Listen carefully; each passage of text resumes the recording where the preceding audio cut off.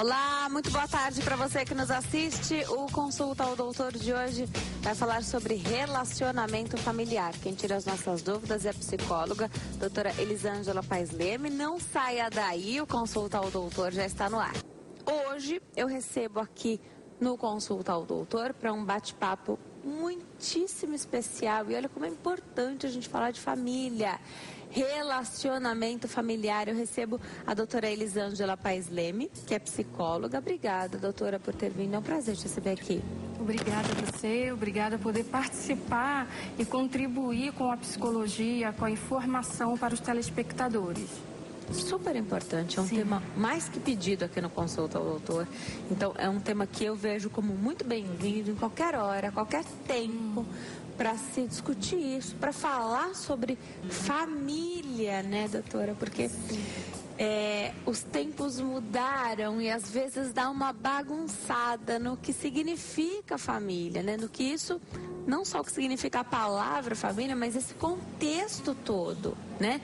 Muita coisa mudou, mas será que a estrutura familiar deveria ser abalada, como de certa forma acaba sendo com o passar do tempo? Queria começar então propondo que você explicasse pra gente o que mudou. Então, a gente sabe que muitas coisas mudaram na sociedade, no mundo inteiro. A gente tem o que era a família antiga e hoje a família moderna. Conta pra gente, doutora. Então, a história da família, ela passa aí por um percurso, né, que muda de acordo com a história, que muda de acordo com a cultura. Então, assim, em relação aos filhos, em algumas épocas passadas, as crianças, ela ficava com os pais só até os 12 anos.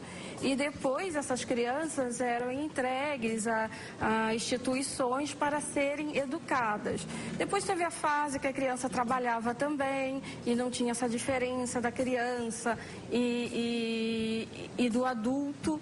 Então, assim, são várias mudanças que aconteceram. Mas em relação à estrutura, eu gostaria de chamar a atenção em relação à estrutura vertical, que era muito usada em algumas décadas atrás e que agora, com as novas composições familiares, que são as famílias do divórcio, as famílias que se casam de novo, que juntam os meus filhos, os seus filhos. Nossa. Na estrutura vertical, as regras e as normas, elas estão mais claras, assim como o papel de cada um. Então, o pai, ele tinha a sua função lá de trazer o sustento para casa e a mãe toda a parte de afeto. Só que esse pai, ele também trabalhava com a questão dos limites, de colocar limites nessas crianças. As falhas que nós observamos agora na família horizontal, é claro que não são em todas as famílias, é que o papel do pai, por exemplo, ele se perde. Então, ele só vai dar o sustento, ou ele não dá o sustento porque a mulher trabalha. Se a mulher trabalha também, ela vai colocar limites. Quem vai colocar limites? E aí os papéis vão se perdendo e as crianças também. Então, quando a gente pensa em estrutura, a gente pensa no que a criança precisa. A criança precisa de carinho, de afeto, que é o ficar junto. E a criança também precisa do momento de autonomia, em que as regras e as normas são estabelecidas para que os filhos consigam seguir a sua vida. Só que esse processo de autonomia, ele está muito em falha. Porque esse papel era determinado antes pelo pai. E o pai hoje, ele não sabe para onde que ele vai. Tanto o pai que está casado, quanto aquele pai que se divorciou, quinzenal. Então, qual é a função do pai? Quem vai fazer essa função?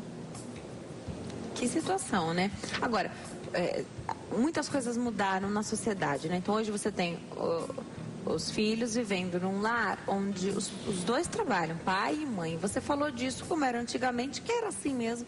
O pai, então, era o sustento, né? E a mãe, a questão do afeto. Eu tenho notado cada vez mais pais preocupados em dar este afeto, tanto quanto esta mãe. E a mãe preocupada em prover esse sustento tanto quanto o pai, porque agora as famílias são compostas, então, com 2 pessoas colocando dinheiro dentro de casa. E muitas vezes com a mulher colocando mais dinheiro dentro deste lar.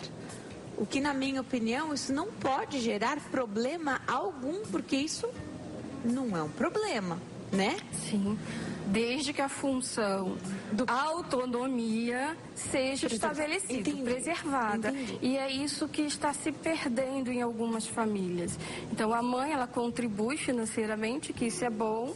O pai participa do trocar as fraldas, das atividades que eram mais consideradas femininas, e ele esquece do outro papel. Então, e eles reclamam também. Então, se eu estou fazendo essa parte do feminino, e como que fica a minha parte? Como que eu vou fazer com esta mulher que também, às vezes, essa mãe não permite que ele faça a sua função? Não dá para os 2 fazerem as 2 funções? Já que os 2 trabalham hoje, ninguém vai deixar de trabalhar? Por que não os 2 fazerem a mesma função? Perfeito. Ajudar na criança, na autonomia. Então, qual é a tendência da mãe? A mãe lá do passado, tá? A mãe do passado, ela se prendia afetivamente com a criança e causava uma simbiose com a criança, e essa criança ficava na dependência emocional, não tendo autonomia para ser. Porque toda a personalidade dela, todo o ego dela estava no ego da mãe. E aí o pai, ele teria que fazer esse corte. Olha, a mamãe é minha esposa, então ela precisa ficar comigo nesse momento de esposa e você Entendi. Fica aí. Só que agora, quem está fazendo o quê? O pai também está fazendo essa função do afetivo. Então fica afetivo para um lado, afetivo para o outro, e a promoção da autonomia. Entendi. Então, o que então não pode haver é se perder.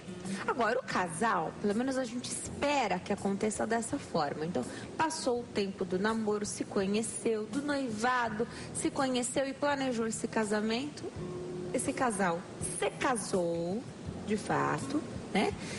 E a partir daí, espera-se que haja um planejamento e o pensamento de ter filhos, né? Sim. Nessa conversa, nesse planejar, você já conhece quem é essa pessoa que você casou e como ele vai ser o pai dos seus filhos. Porque muitos casais não pensam nos filhos antes do casamento acontecer. Então, as mulheres fazem mais isso, né? A gente vai meio que atropelando às vezes o pensamento. Então agora é hora de casar, calma. Depois a gente pensa na questão dos filhos. Mas quando começa a se falar de fato sobre ter filhos, aí você já começa a entender qual é o perfil, e antes também já dá para saber, daquela pessoa que vai ser o pai dos seus filhos e que de que maneira você também vai se posicionar como mãe. Tudo isso tem que ser combinado. A história do que o que é combinado não sai caro. Isso vale para ter filhos também, ou não dá para fazer o que foi combinado, na hora é tudo diferente? A questão é ser combinado é diferente de saber fazer. Tá, você pode combinar, eu já escutei, acho que você também já deve ter escutado. Eu imaginava que eu ia educar meu filho assim, assado. E quando a criança veio, nossa, eu não imaginava que era tão difícil. Foi tudo diferente. Foi tudo diferente. Por quê? Você falou pessoa, você usou a pessoa combina, a pessoa. Só que quando ela tem um filho, ela torna-se pai e ela torna-se mãe. Entendi. Ela sabia ser uma pessoa, pai e mãe ela não sabia. Então isto ela vai tirar dos recursos internos que ela tem, dos registros, das experiências anteriores. E se não teve uma boa experiência com a família anterior, provavelmente isso pode repetir. E repete de forma não tão igualzinha. Por exemplo, um pai e uma mãe que foi muito permissivo. Aí o filho cresce, nossa, meus pais deixavam eu fazer tudo que eu quero. Então proíbe tudo demais. Vai dar no mesmo. Entendi. Você vai errar pelo oposto. Pelo oposto, mas você erra da mesma forma. Da mesma forma. Agora, aprender também faz parte do processo, né, doutora? Então, precisamos aprender. Então, nem a criança vem com um manual de instruções. A mulher acaba já se sentindo como mãe, já quando sabe da gestação. Para o homem é um pouco diferente. Nem todo homem consegue se ver pai. Aí, quando a criança ainda está na barriga da mãe, né? Isso acaba sendo um pouco diferente. Talvez por isso aqui tenha sempre a história do afeto, que a mulher é mais... cria-se mais esse vínculo, pelo menos um vínculo mais rápido. O que eu tenho percebido hoje, eu vou me preparar para dar um recado. Como eu falei, são os homens tentando buscar essa questão do afeto equiparado, e que mulheres gostando muito disso, porque existe uma conversa de, nossa, mas hoje você está aqui no cabeleireiro e você deixou seu filho com o pai? Horas, mas muito estranho seria se eu tivesse deixado com outra pessoa. Afinal, você divide, né, a responsabilidade ali, da mesma forma que você consegue ser mãe, o pai também consegue ser o pai ali da criança, né? Como é que não bagunça essa questão, então, de impor os limites e, ao mesmo tempo... Porque as regras têm que estar claras, né? Quando as regras estão claras, a criança consegue ser o que você falou, que eu achei sensacional. Como que você deixa essas regras claras? Desde quando? Já é na rotina que você tem com a criança? Então, a hora de acordar, a hora das sonecas, que... No inconsciente a criança já sabe que tem. Eu tenho uma amiga que a criança dela dorme, tem 1 ano e pouquinho, às 14 horas tem a hora da soneca. E assim, a criança sempre dorme às 14 horas. Criou-se uma rotina, né? Queria que você falasse um pouquinho sobre isso. Se facilita, se faz parte disso para deixar a criança caminhar com as próprias pernas. Porque afinal, né, por mais que a gente queira que a criança viva sob a nossa guarda, e não é para isso, né? Conta pra gente. Então, eu costumo dizer que a casa é um espaço bem interessante para a gente falar sobre o ficar junto e o ficar separado. Então, a dinâmica da casa. Uma criança que ela tem o seu quarto e que esse quarto é respeitado, ela tem o seu momento ali de autonomia. E os outros espaços, como a sala, enfim, a cozinha, os espaços sociais, é o espaço que ela está junto. E o espaço do casal é o espaço dedicado ao casal. Então, assim, na dinâmica da casa, a gente já pode pensar em limites colocados, em autonomia sendo promovidas, sem nenhuma fala, sem nenhuma conversa. Doutora, você falou que impor limites às vezes sem falar. E você sabe que é muito importante, a gente sempre ouve isso, né? Respeito é uma coisa que se conquista, não se impõe, né?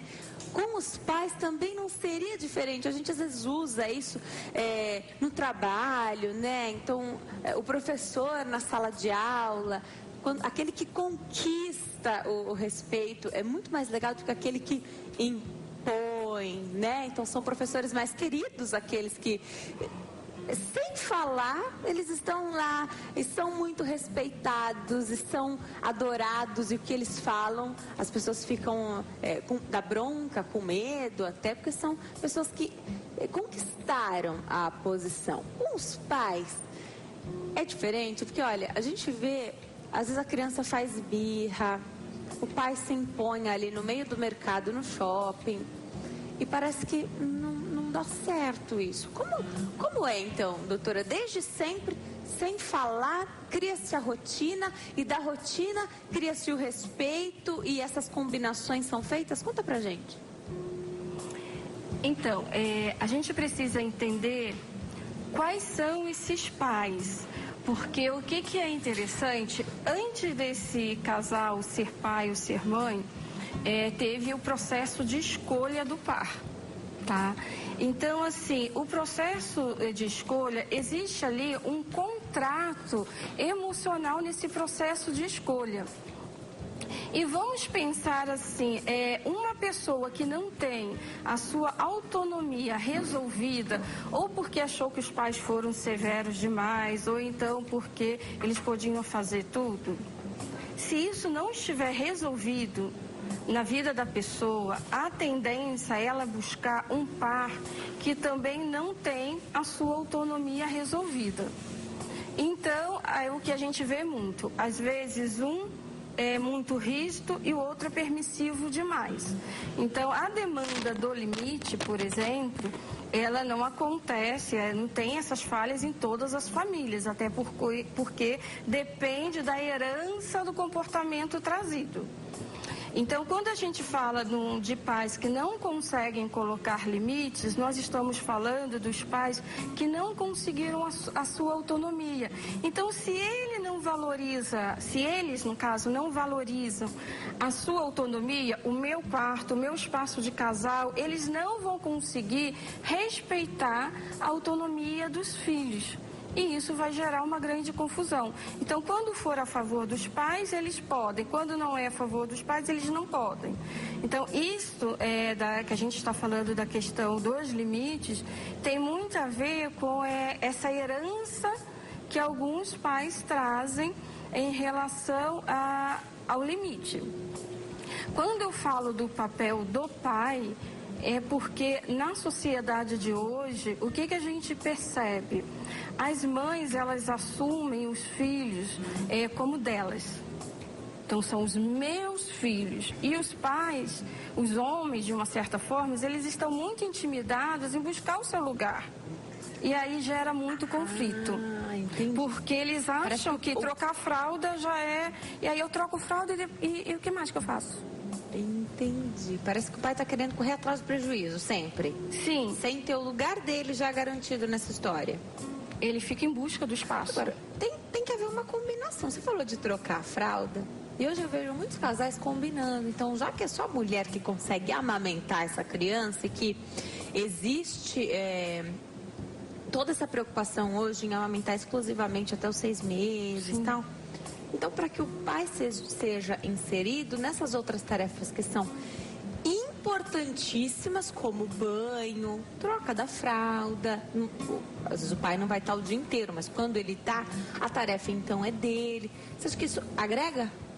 Agrega na medida certa. É que esse contato físico com o corpo, ele era permitido no passado só para a mãe.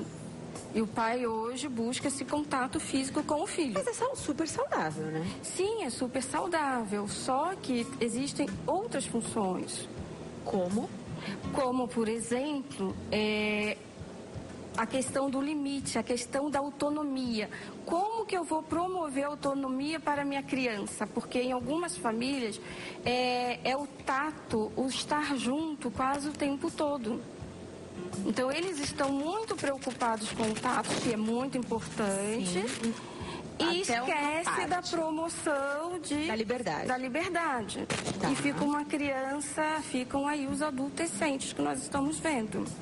Entendi. Então, claro, eu pensei na fase mais bebezinho, onde a criança vai depender 100% do tempo dos pais, mas já crescendo mais um pouquinho, dar um pouco mais de liberdade. Eu vou te dar um exemplo, você me corrija, por favor, se eu estiver errada nesse pensamento. Algumas mães ou alguns pais, mas é principalmente mulher que tenta ter o controle 100%. Então a criança começa a engatinhar, aí você põe aquele tapete de EVA para a criança engatinhar, é um tapete que você mantém limpo e tal. A criança vai para o chão. Então tá no chão frio ali, ou tá no carpete onde todo mundo pisa. A mãe quer enlouquecidamente tirar essa criança dali, às vezes até cerca a criança de alguma forma, para que ela não consiga ter... Isso também é cercear a liberdade da criança? Sim, o que a mãe precisa é verificar os perigos, tá? Se tem uma tomada, você vai colocar ali uma proteção, mas a criança precisa explorar o espaço. Até a sujeira, né? Sim. Tem que ter contato, claro. Vamos ter bom senso sempre, né? No que é mais criança engatinha no chão, né? Tudo bem. Sim, então a criança precisa desse espaço. Desde que não haja perigo, ela precisa explorar. Só que é uma autorização psíquica. Entendi. Você pode ir, filho. Você pode ir no colo da tua tia. Você pode ir no colo da sua avó. É uma autorização psíquica que algumas mães não oferecem. Isso não é falado. Entendi. Isso é algo que fica ali, que a criança sente que não pode ir. Mas isso é quando a criança ir, né? Tem que ir, ela precisa conhecer. É claro que no comecinho da amamentação ela precisa de um espaço todo de simbiose com a mãe, mas passando os 6 meses, a exploração do mundo. Nesse quesito, em outros tantos, mas nesse quesito, a escolinha, então, a criança que vai para a escola primeiro, ela acaba socializando mais, né? Claro que tem aquela criança extremo, que vai, né? com a dependência de casa. Então, ela tinha 100% de atenção da mãe e do pai, ela vai querer 100% de atenção da professora. E a professora vai ficar enlouquecida com a situação que vai ser gerada. Então, ela transfere para outras pessoas, ou desloca para outras pessoas, que eu quero 100% de você o tempo todo. Aí, essa criança, quando cresce, e é pai ou mãe, aí se perde. Porque não pode ser 100% só casal. Tem que dar um pouquinho para os filhos também. Ah, então pode acontecer. Olha que pra coisa, onde que né? vai na vida adulta isso? Então você pode ou ser dependente do marido, você vai deslocando. né? Então você cria essa dependência, às vezes até num cenário de nem imaginar filhos, porque você não vai dividir aquele cenário. Tem isso também, né? Sim. Ou então tem os filhos e aí você fica 100% mãe. 100%. E quando cresce, por exemplo, na escola, é uma criança que, enquanto ela está sozinha, só com está numa dupla, ela vai muito bem. Veio o terceiro, quarto, ela se perde. Agora, doutora, vamos preparar para dar outro recadinho? Bom, quando a gente é criado desta maneira, a gente não consegue mudar essa cena, né? Porque você depende do sim ou não dos pais, né? Então sua mãe não deixou você ir, seu pai não deixou, você não pode ir, tem que obedecer, né? A gente aprende que tem que obedecer os pais, então você segue aquela linha, segue aquele tanto de regras, tudo bem. Agora, quando você cresce, tá já na fase adulta, e aí ganha liberdades até de maneira forçada, porque os pais não conseguem prender os adultos dentro de casa, os filhos adultos dentro de casa da maneira que era antes. Os filhos vão trabalhar, vão estudar, acabam ganhando uma certa liberdade para o bem, sempre. Sim. Se trabalha isso em terapia para não repetir isso, então para você não ser nem a mulher que vai ser 100% esposa apenas, nem a que vai se tornar mãe, e aí, adeus marido, 100% mãe. Conta pra gente enquanto eu vou dar um recado. Como se identifica isso e se trabalha em terapia? Sim, primeiro que no casal, quando chega uma família, né? Então tem os pais, tem as crianças. O meu primeiro trabalho é identificar qual é o contrato emocional do sofrimento, da dor. Daquilo que tende a se repetir, que a gente precisa fazer o corte. Então, em algumas famílias, como eu falei, é autonomia. Em outras famílias, pode ser a questão da crítica versus autocrítica. Um critica demais, outro é muito autocrítico. Outros pode ser questões de lutos. Então, são vários problemas que tendem a se repetir. E a gente precisa identificar qual é a dor que uniu o casal para cortar. Perfeito. E que cada um vem de uma criação diferente, né, doutora? Duas pessoas que vão ter uma vida juntos e que precisam acertar essas combinações aí. Mas, doutora, essas combinações só vão ser acertadas depois do casamento, né? No dormir e acordar junto, e como se diz popularmente, dividir 1 quilo de sal, não é isso que você fala? Depois que eu estou entendendo, por que tem a história do sal? É que demora para acabar, né? Tem telespectadora na linha, doutora, vamos atender. Mercedes, fala aqui de São Paulo. Oi, Mercedes, tudo bem? Oi, boa tarde, Denise. Boa tarde. Bem, tava com saudades de você. Eu também, Mercedes. Vou falar com você de novo, viu? Muito obrigada. Isso é excelente para quem acha que é difícil falar aqui no Consulta. Às vezes, realmente, fica muito difícil, o telefone dá ocupado, porque são muitas pessoas ligando. Mas, olha, eu falo sempre com a Mercedes, né, Mercedes? É porque eu sou experiente, né? Muito legal, viu, Mercedes? Obrigada, seja sempre bem-vinda. Obrigada a você. Boa tarde, doutora. Eu queria falar um pouquinho sobre os conflitos de gerações. Uhum.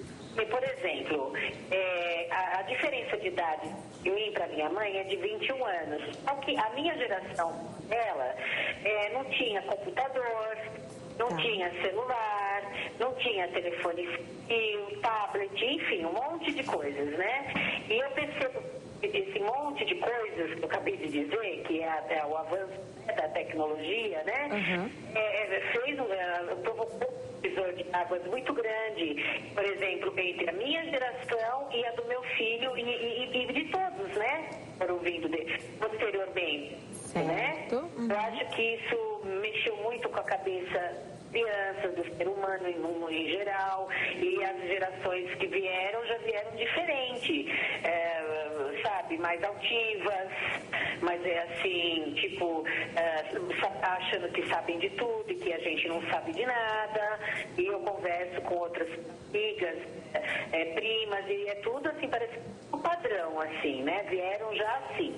Então eu queria que a doutora falasse um pouco a respeito desse e como nós pais podemos ter paciência, podemos agir em relação a isso para a gente poder viver assim uma relação mais saudável com os nossos filhos.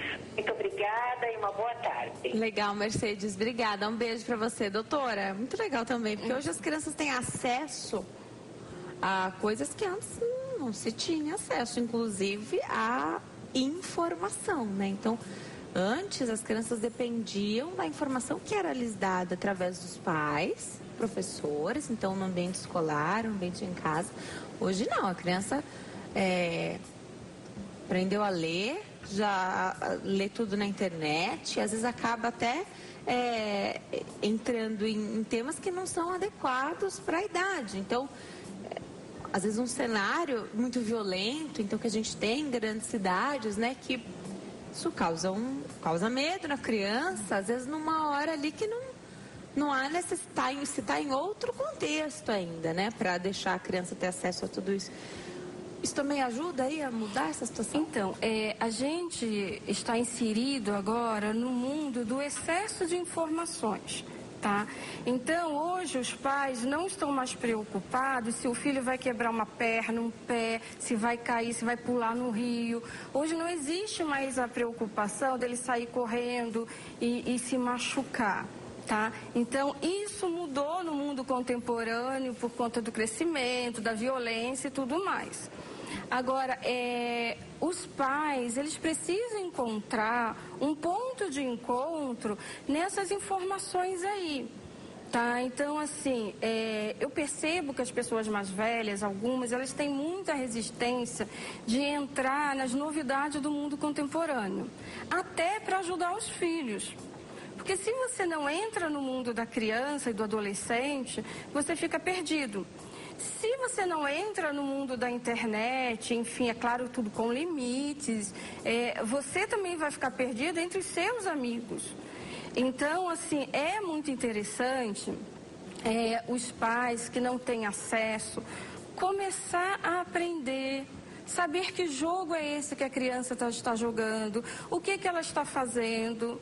E por que não puxar um bate-papo no WhatsApp e depois virar um bate-papo real? Pessoalmente. Né? Pessoalmente. Verdade. Por que não fazer essa puxada? Tá? Uhum. Então, uma outra questão que tem muito a ver com a queixa o desenvolvimento emocional ele é muito sofrido, Denise. Então, quem tem filho adolescente sofre muito, porque eu costumo dizer assim como vários teóricos, entrar na adolescência significa trancar a porta do quarto. Sair da adolescência é abrir. Então, você só vai saber se ficou pronto o adulto, quando abre a porta. E é muito sofrido ficar vendo aquela criatura lá trancada que não sai por nada. Muito sofrido para os pais. Que respeitar? E precisa respeitar e ir cuidando aos poucos, sem tirar esse espaço necessário. Feito. Só que aguentar essa angústia para os pais é muito terrível. Não é fechar os olhos para essa porta fechada e para o que está acontecendo lá dentro, né? Não é fechar os olhos, mas é deixar estar lá. Sim, e saber dos limites. Eu costumo dizer, olha, não vai sair mexendo nas coisas dos adolescentes, mas você pode dizer para eles, olha, existem drogas, existem más companhias, então eu preciso que você me mostre as coisas, preciso saber o que está acontecendo no seu universo. E quando ele contar, ou ela contar, não ficar assustada. Saber entender a adolescência. Agora, porque senão não fala mais, né? Perfeito. Nesse processo da adolescência, onde se torna homem, a mulher se torna mulher, como que é isso, então? Você falou que a gente precisava falar do tornar-se homem e tornar-se mulher. E é difícil para poder casar, né? Então, e é criar difícil, filhos. Exatamente. É difícil os pais conseguirem determinar esse momento, né? Então, o meu bebê hoje é um homem, né? É difícil para os pais conseguirem dar esse tempo, assim, dar esse tempo para se tornar homem, mulher, e dar esse tempo para identificar também, né? Hoje as pessoas casam mais tarde, então as pessoas moram mais tempo com os pais. Você falou de vínculo, de afeto, de amor e carinho. Diferente alguém que saiu para casar aos 20 anos e alguém que está saindo aos 30 anos. São 10 anos a mais de satisfação que você deu para esses pais, o que, na minha opinião, acaba tornando o processo diferente, né, doutora? Sim, a gente tem todo um contexto aí da nossa cultura, né, que dificulta o sair de casa para ter a sua autonomia financeira mesmo, né? Mas a gente tem o exemplo dos Estados Unidos, que os pais praticamente tiram os filhos do ninho para estudar em outra cidade, enfim. Incentivam Aqui é a autonomia. exatamente o contrário, né? Aqui no Brasil é incentivar para ficar junto. Casou, a mãe continua sendo a primeira mulher da vida do filho. Não importa. Então, é claro que mãe é importante e pai é importante, mas a gente tem que saber quando juntar e quando separar. Tá? Então, esse é o grande segredo do emocional. Então, o ser humano, ele nasce o quê? Querendo atenção total. É essa grande questão dos homens, das pessoas. E agora, por que então algumas pessoas falam que o menino é mais apegado, filho homem é mais apegado à mãe, e a filha mulher é mais apegada ao pai? É de fato isso? Vai respondendo enquanto eu me posiciono para dar um recadinho, doutora. Tá. Então vamos pensar num castelo. Quem é que governa ali aquele castelo? É o rei e a rainha, né? Então a gente tem a questão de gênero ali. Então, quando a gente pensa, se uma menina, ela quer ocupar o lugar de 100% de atenções, quer ocupar o lugar de prioridade, ela vai querer ocupar o lugar de quem? Da mãe, que é a rival dela no feminino. E o pai precisa ficar atento que essa menina vai fazer de tudo para falar mal da mãe, para causar intriga, para ficar coladinha com o pai. E aí é hora que nessa sociedade de hoje, nessa família de hoje, a mãe pode chegar para o pai e alertar, olha, ela está conseguindo o primeiro lugar. E a mesma coisa com o menino. O menino quer ocupar o lugar do pai na atenção da mãe o tempo todo. Ele quer ser o melhor filho do mundo. Então ele é muito obediente à mãe, mais do que as meninas. Por quê? Ele quer conquistar essa mãe. Consulta ao doutor de hoje fala sobre relacionamento familiar. Quem tira as nossas dúvidas é a doutora Elisângela Paes Leme, ela é psicóloga. Tem tanta experiência nesse assunto que a gente está falando aqui que é uma delícia ficar conversando com ela. Eu aproveito também durante o intervalo, mas agora eu vou tentar contar para vocês o que a gente falava aqui, doutora. Então, nós paramos no tornar-se homem, tornar-se mulher. Nessa de algo que eu até perguntei para a doutora no intervalo. É instintivo, né? Então, pelo que você me contou, a menina, a filha mulher, tenta conquistar o pai, então, derrubar a mãe, conquistar o pai, e o menino, ao contrário, se liga muito mais à mãe. Aí eu perguntei, mas doutora, isso acontece sempre? Porque lá em casa não teve isso não, nem comigo, nem com o meu irmão. E aí você disse que depende realmente de como o casal está alinhado e como eles percebem isso e agem, o que eles fazem sobre isso. O ideal, então, é, assim como eu, que sou leiga no assunto, falar assim, olha, lá em casa não foi desse jeito. Você não percebeu, isso. Você não percebeu porque provavelmente seus pais agiram de forma natural e aí você não se deu conta disso. Perfeito. Mas a criança fica lá no meio do pai e da mãe, a criança vai fazendo um joguinho. E assim, e é importante isso acontecer, isso não é patológico, tá? É isso que é interessante a gente pensar, que eu estou falando do desenvolvimento normal, natural, eu não estou falando de transtorno. Perfeito. Tá? Então, assim, a gente não entrou na questão de pais problemáticos, nada disso. Perfeito. Então, o desenvolvimento, ele já é assim, para tornar-se mulher, precisa se identificar com a mãe. Para tornar-se homem, precisa se identificar com o pai. Tá? Então, se o pai é um conquistador da mãe, o menino vai lá querer ser um conquistador da mãe. Só que na medida certa e atento para ele não ocupar o lugar de soberania na casa. Ah, então você...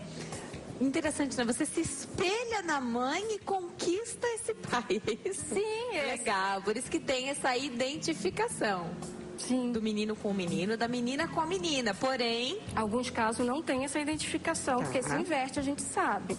Tá. Mas eu estou falando no processo mais tradicional. Perfeito. Então, essa Perfeito. identificação, ela precisa acontecer. Então, esse pai, ele precisa ser ao mesmo tempo carinhoso, mas ele também precisa, com carinho, dizer assim, olha, a mamãe que é minha namorada, tá? Senta no banco de trás do carro. Pequenas coisas. Agora, se o pai não sabe lidar com isso, fala assim, não, deixa eu lá ir na frente aqui, você vai atrás? Com o outro filho ou sozinho, enfim, não. Isso não é saudável. Isso não é saudável, porque ela está ocupando um lugar que não é dela. Ela é filha e precisa ser cuidada como filha. Agora, desde sempre, né, doutora, o dormir na cama dos pais... Alguém vai sair prejudicado nessa história, né? O casal sai muito prejudicado, lógico, mas não se pode insistir. A criança está doente, está doentinha, né? Não está com nenhum problema, está resfriadinha, está manhosa, quer dormir no quarto dos pais. Deve dar uma dor no coração. Isso é perigoso, porque o emocional pode entender que se ficar doente, vai para o quarto dos pais. E aí, para promover, para o próprio emocional começar a fazer a criança ficar doente constantemente, não é nada difícil de acontecer. Então, a criança está precisando de cuidados, os pais precisam ir no quarto dela e oferecer esse cuidado. E não ao contrário. Então se você está com algum probleminha, eu vou até você e dou o meu carinho para você. Se você está com medo, eu vou lá, fico até o medo passar. Só que isso dá mais trabalho, Denise.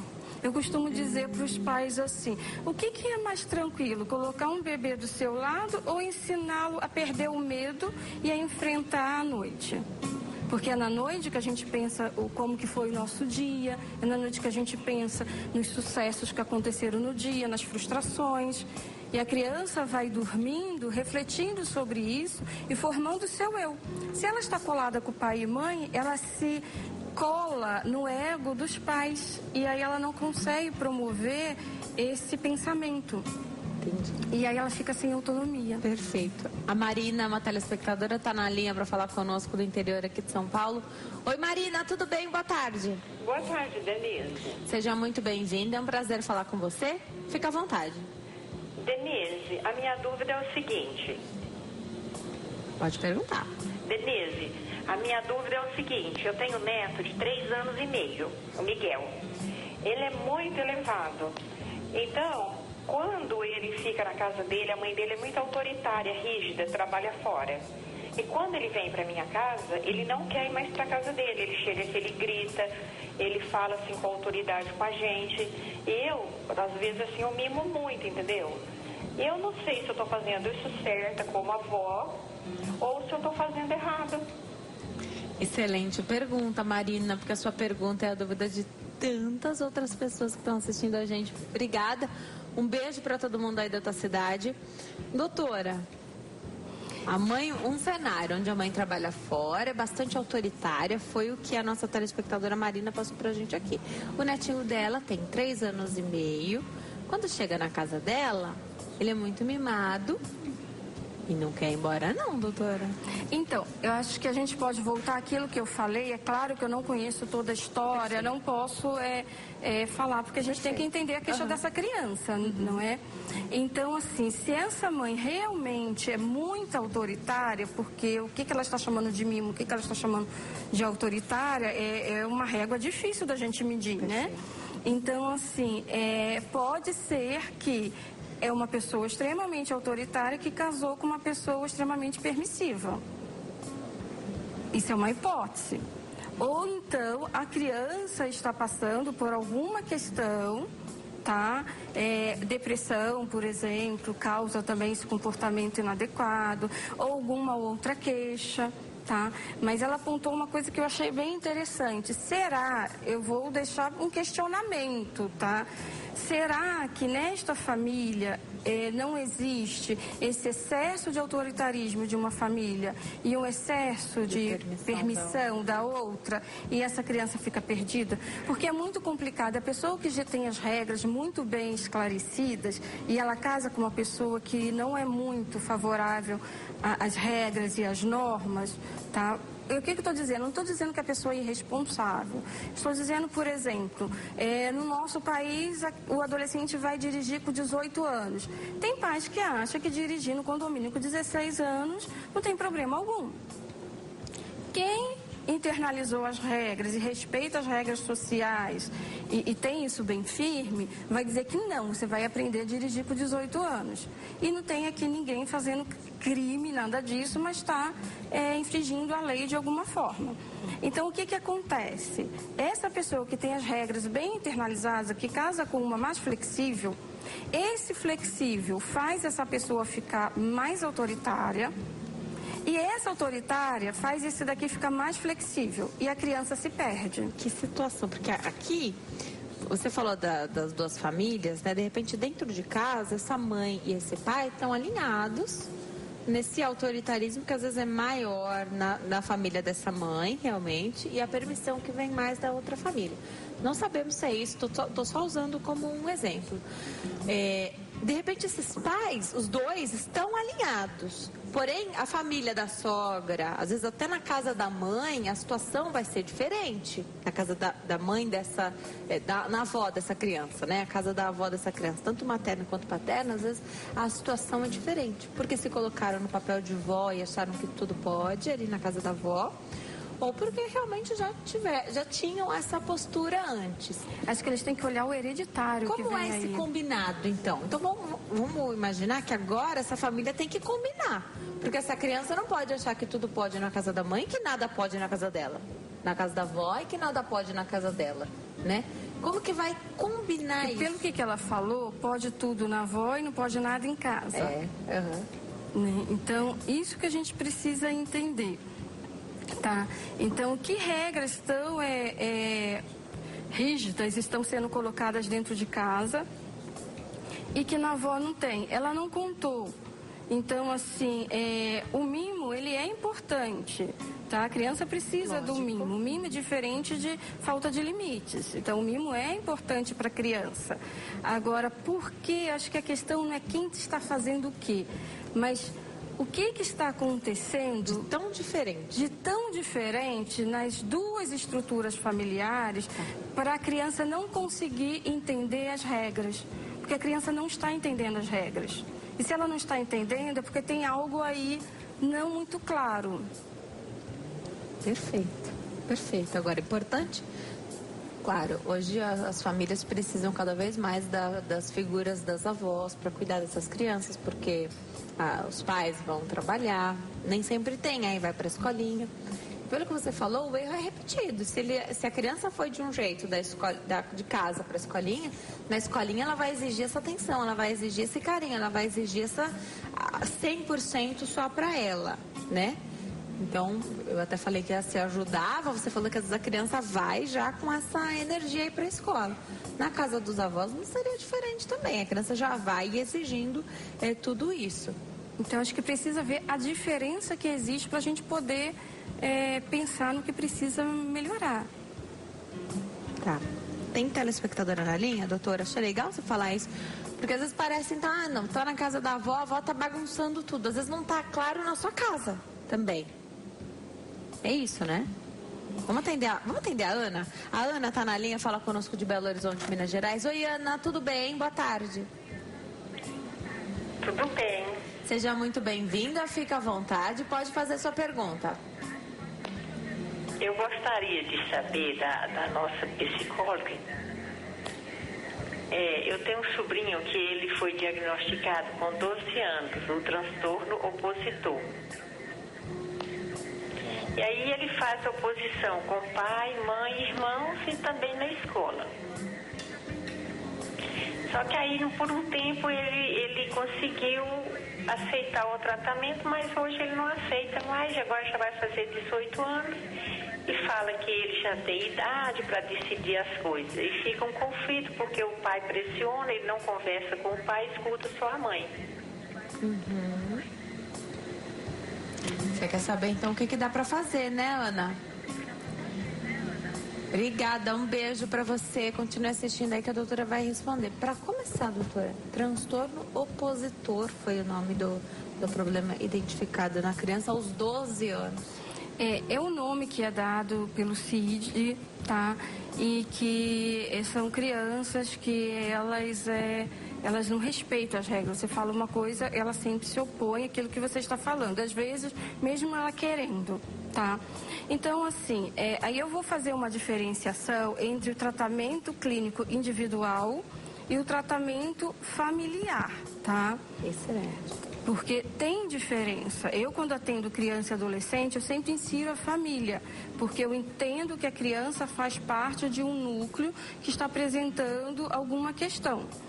Então, assim, é claro que existe um nome, existem remédios para ajudar a acalmar essa criança, existe tudo isso.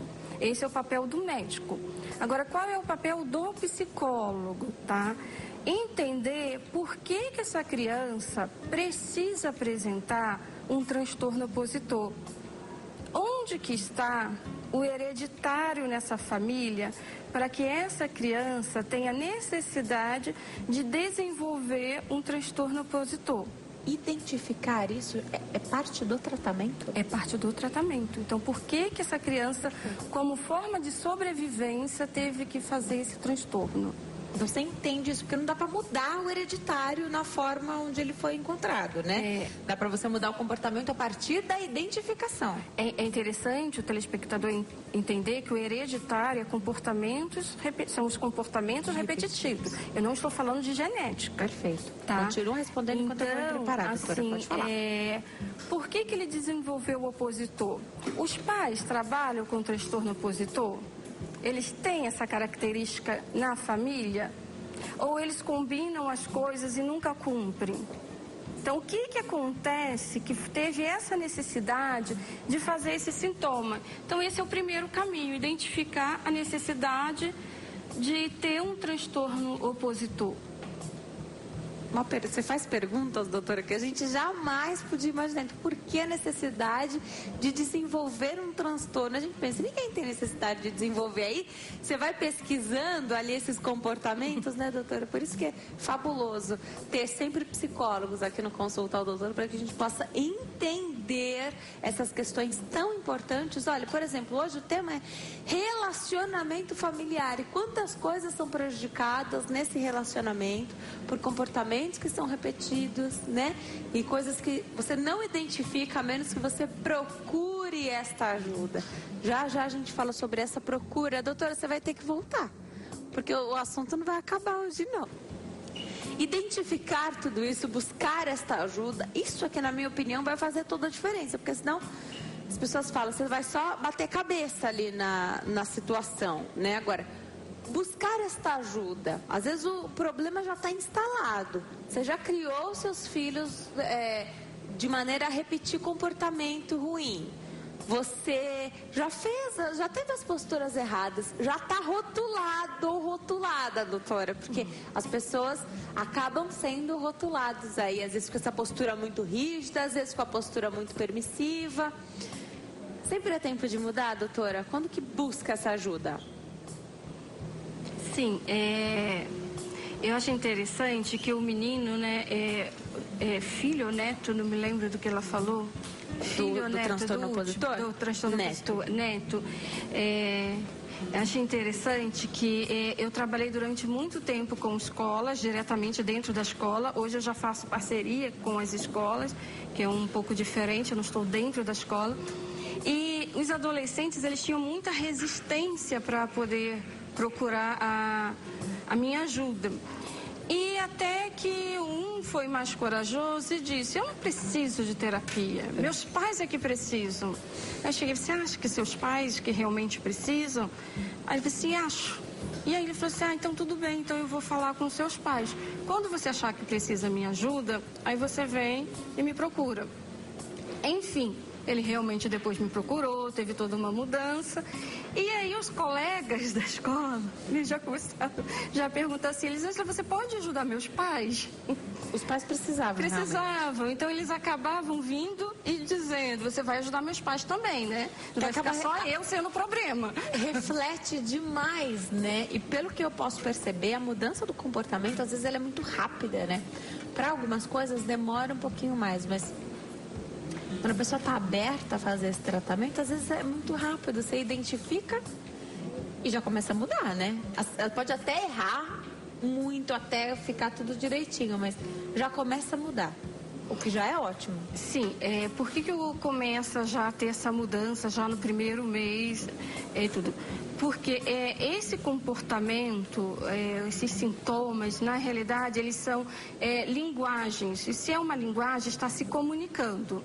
Então, a partir do momento que esse sintoma, essa linguagem percebe que foi compreendida, ela não precisa mais. Então, eu não preciso ter um comportamento opositor se o motivo, a causa está sendo tratada. Então, geralmente, esse sintoma ele vai embora, não demora tanto assim, depois vai oscilando todas as vezes que tem as falhas. Entendeu? Então, é somatização, enfim, é nesse processo. Só que fazer terapia significa autoconhecimento. Então, o sintoma foi embora, precisa entender o todo, para não ficar deslocando para outros sintomas.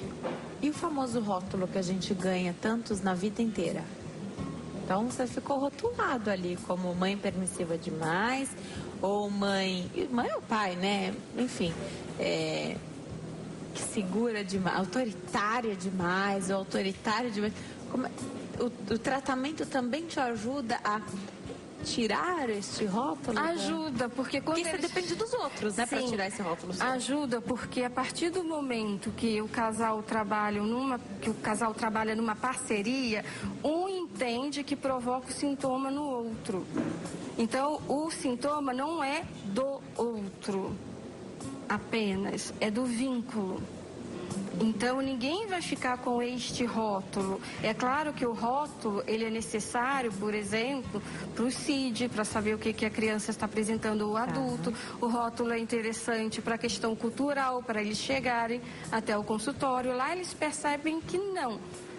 Não é que a mãe seja autoritária ou o pai seja autoritário.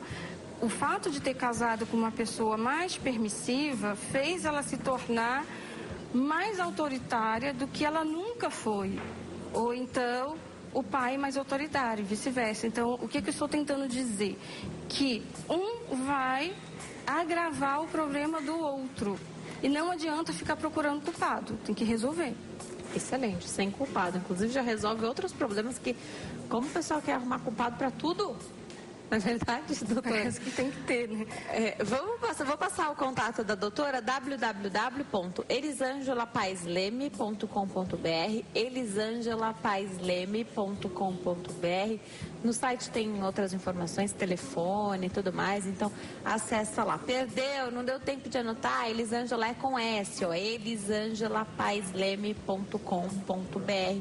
Não deu tempo de anotar, me pergunta lá que eu vou ficar feliz de poder te ajudar com essa informação. Doutora, obrigada por ter vindo, você vai ter que voltar, porque esse tema, eu falei, ele é inesgotável, não cansa falar sobre isso, porque a nossa vida é feita de relacionamento, né? E não tem nada melhor do que a gente ouvir e sempre aprender.